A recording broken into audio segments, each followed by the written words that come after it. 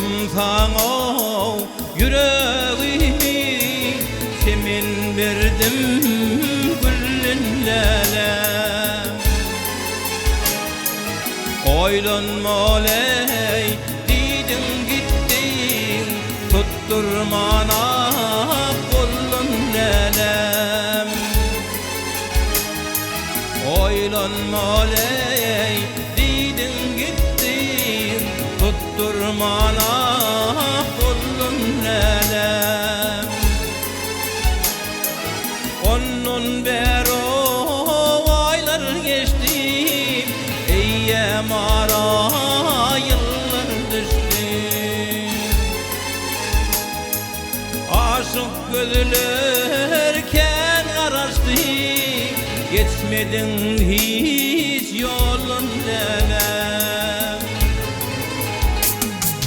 Aşık gözlerken araştı, geçmedin hiç yolun lelem.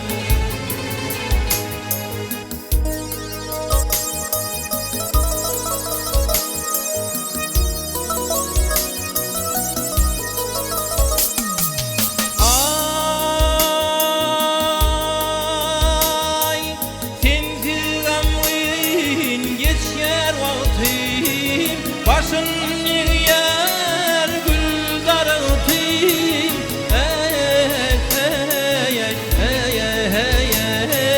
Gül daraltım.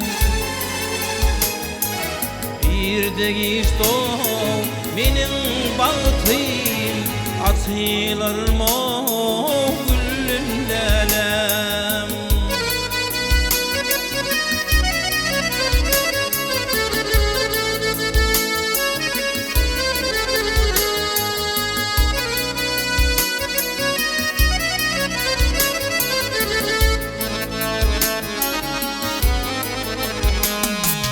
Bir de geçti benim bahtım, atılır mı gülün lelem.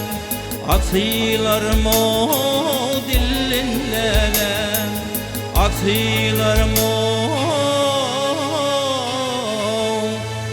dilin lelem.